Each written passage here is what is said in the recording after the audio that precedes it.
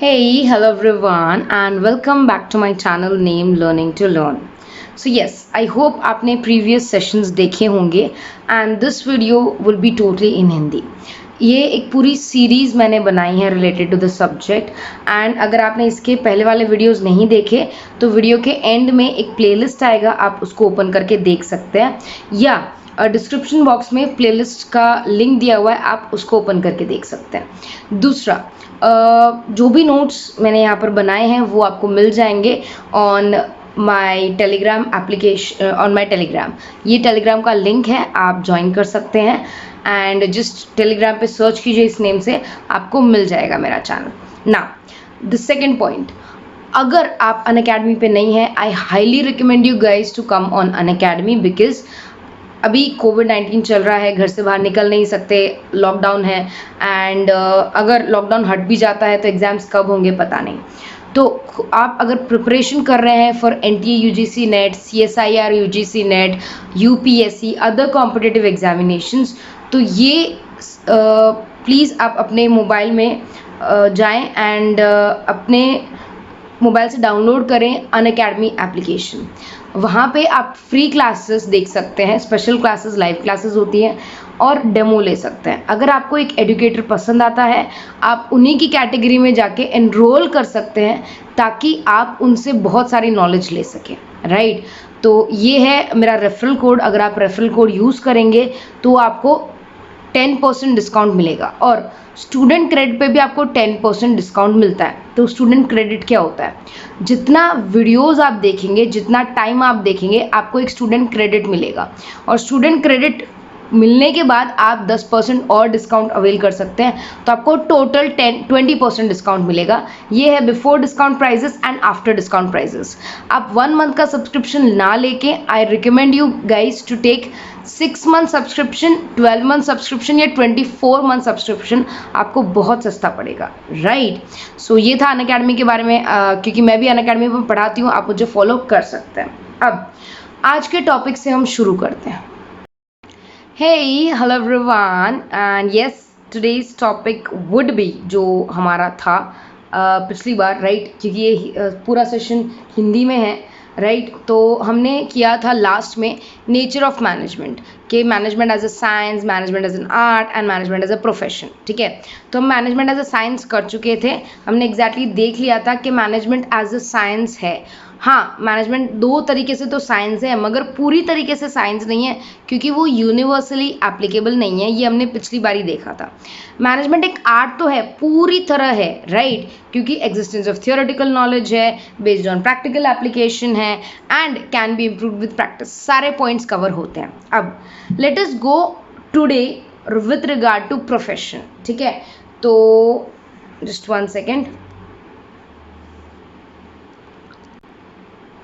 Yes, so this is management as profession. Okay, well defined body of knowledge. Yes, profession का मतलब क्या होता है, सबसे पहले वो समझे. जैसे एक डॉक्टर है, एक चार्टर्ड अकाउंटेंट है, एक लॉयर है, इन लोगों के प्रोफेशन होते हैं. प्रोफेशन मतलब आपको एक प्रोफेशन में जाने के लिए एक एग्जामिनेशन पास करना पड़ता है, फिर आपको एक मेंबरशिप नंबर मिलता है, फिर उससे आप प्रैक्टिस कर सकते हैं. जैसे अगर आपने MBBS क्लियर कर लिया तो आप खुद का क्लिनिक खोल सकते हैं या आप किसी हॉस्पिटल में जॉब ज्वाइन कर सकते हैं.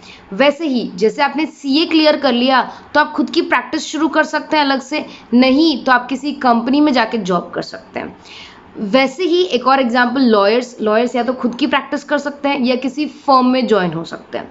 तो प्रोफेशन आपको एक राइट देता है कि आप सेल्फ एम्प्लॉयड बन सको या किसी फर्म के अंडर काम कर सको. तो हर एक प्रोफेशन में एक वेल डिफाइंड नॉलेज होता है. वेल डिफाइंड नॉलेज मतलब उनका पूरा थ्योरी होता है, हिस्ट्री होता है और बैकग्राउंड होता है जिस पे वो काम करते हैं, राइट. तो सबसे पहले देखते हैं क्या कि मैनेजमेंट एक well defined body of knowledge है या नहीं.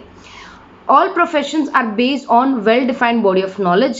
This knowledge of management can be acquired by books, schools and universities. Yes, जितने भी प्रोफेशंस हैं ऑफ कोर्स उनका पूरा थ्योरी बेस होता है, उनके हिस्ट्री होता है, उनका बैकग्राउंड होता है. वैसे ही मैनेजमेंट का भी है.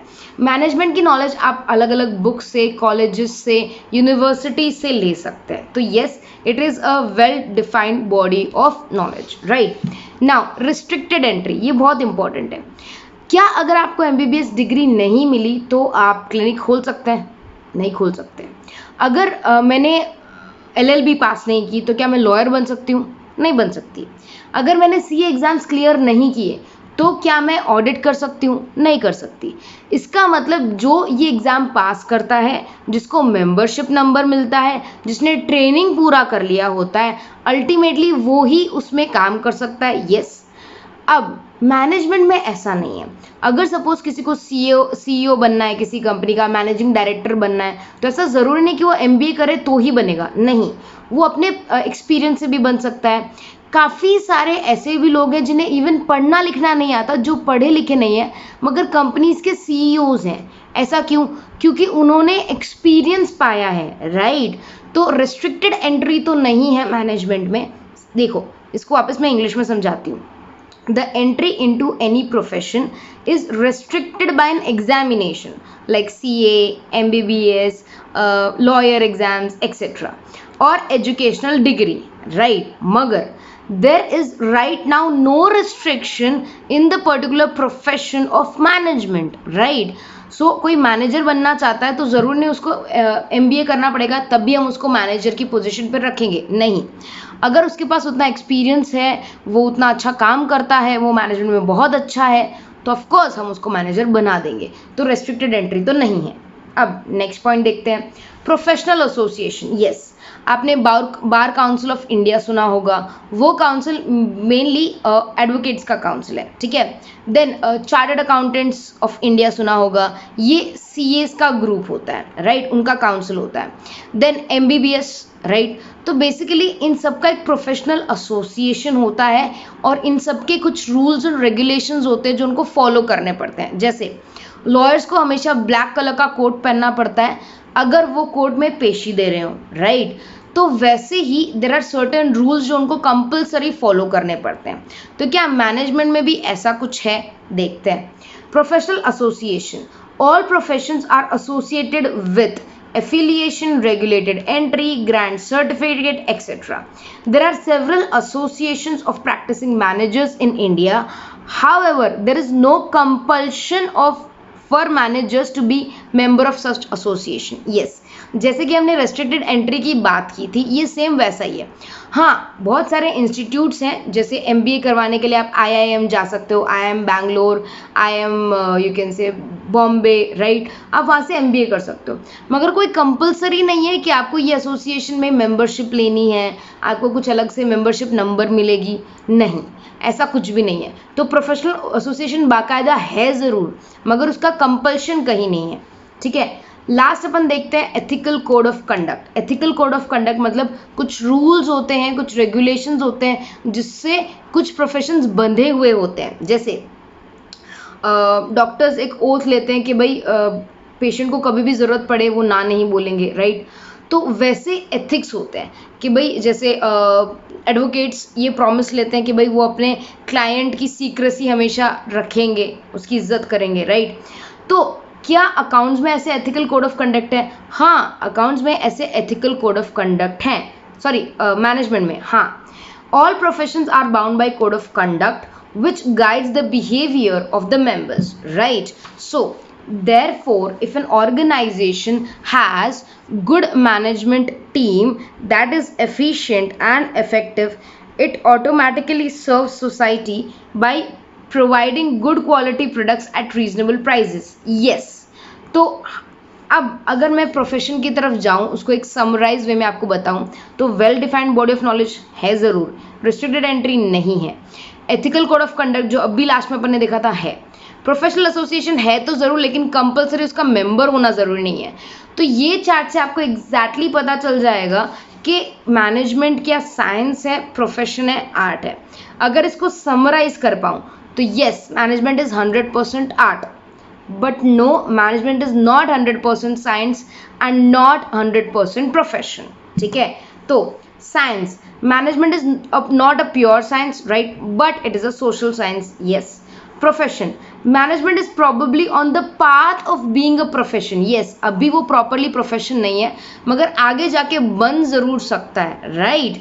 And right now एक full fledged profession नहीं है। Last but not the least, art, right? So management एक फुल फ्लेज आर्ट तो ज़रूर है, राइट? एक कला तो ज़रूर है, ठीक है? तो हमने अभी तक ये किया कि मैनेजमेंट क्या होता है, मैनेजमेंट के ऑब्जेक्टिव्स क्या हैं, इंपॉर्टेंस क्या है, मैनेजमेंट का नेचर, ये हमने कंप्लीट कर लिया। नेक्स्ट वीडियो जब आप देखोगे वो होगा लेवल्स ऑफ मैनेजमेंट पे, जिसमें हम बेसिकली 3 लेवल्स की बात करेंगे, top level, middle level, bottom level. And please अगर आपको ये वीडियो अच्छा लगा हो तो कमेंट करके बताएं, अप्रिशिएट करें, ताकि मुझे भी समझ में आए कि आपको किस तरह का कंटेंट पसंद आता है, क्या ये वीडियोस आपके लिए हेल्पफुल हैं या नहीं।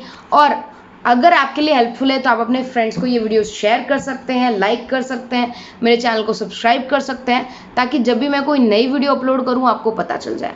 Take good care of yourself, study hard, पढ़ाई करें, कुछ भी डाउट हो तो मुझसे पूछें। बाय।